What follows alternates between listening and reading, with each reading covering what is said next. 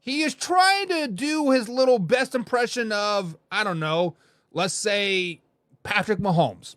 He is not no Patrick Mahomes. Trevor Lawrence is fumbling the ball. He throws costly interceptions, and he cannot score in the red zone. Maybe, just maybe, with the backup quarterback in C.J. Beathard, right? Maybe that the Jacksonville Jaguars can get Dak down to running the ball. Maybe they can use and abuse Travis Etienne. Maybe they can use and abuse Ernest Johnson. Maybe they can use and abuse Tank Bigsby, right? Get back to running the damn ball, and that's what will make you successful in the playoffs, is being able to run the ball and play defense. That is what the Jacksonville Jaguars can and will do if Trevor Lawrence is not there. And I'm going to go out on a limb and say, Hoffy, that the Jacksonville Jaguars look a little bit more dangerous without Trevor Lawrence on the field. Oh, Jesus. I would say that Trevor Lawrence lists, right, without Trevor Lawrence on the field, they might win a playoff game. They might. Trevor Lawrence will cost in the playoff game, just like the Browns, or just like Joe Flacco, like Wayne G said. They might cost him the game. The Jaguars will not win a playoff game without Trevor Lawrence. They're likely to not win a playoff game with Trevor Lawrence unless they get to play the Chargers and Douche Staley's their coach. Well, that's not going to happen. So John says fact. That answers that then. John says fact. The Jacksonville Jaguars need some Trevor Lawrence. Carson said the Jags aren't even a really good team with Lawrence. The Jacksonville Jaguars have a lot of pieces, right? They have Calvin Ridley, Jay Jones. They have Agnew. They have Evan Ingram. They got a little bit of Josh Allen on the defensive side of the ball. They have a lot of pieces, right?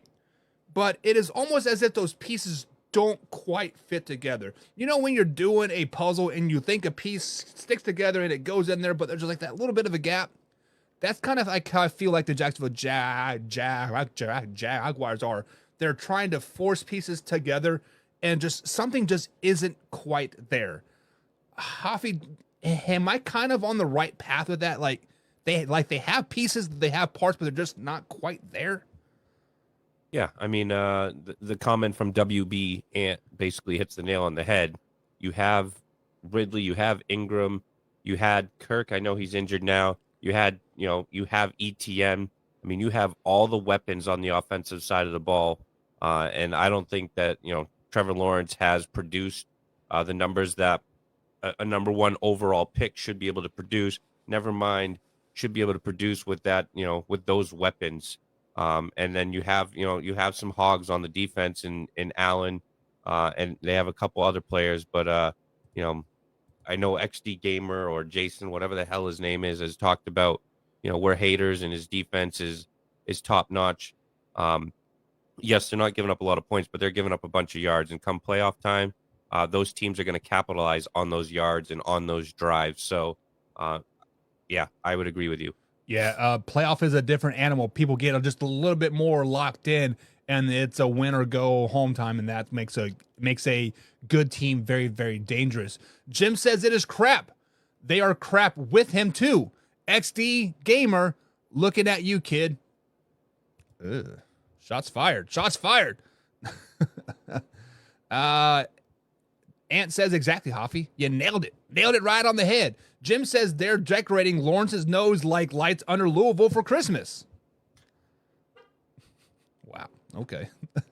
And Ant says their defense is overrated.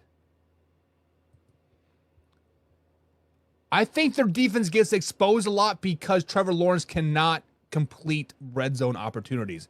Was it with the Chiefs, right? They drove down into the red zone like 3 or 4 times and they didn't get one touchdown. It's like, so if Trevor Lawrence and the guys can capitalize on red zone opportunities, maybe their defense won't be so exposed and therefore overrated. But guys, the last factor crap of the show here before we got to go see Mr. St. Nick. My man's asking for some Ninja Turtles, so he has to go sit on Santa Claus' lap and ask for it.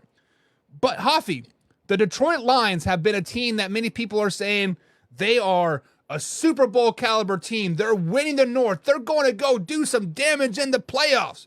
They're going to be biting kneecaps and ripping off Barbie heads and spitting them out. But Hoffy, I got to ask this question. Fact or crap, in the NFC playoff picture, are the Detroit Lions the least dangerous team in the playoffs? You said in the NFC? In the NFC.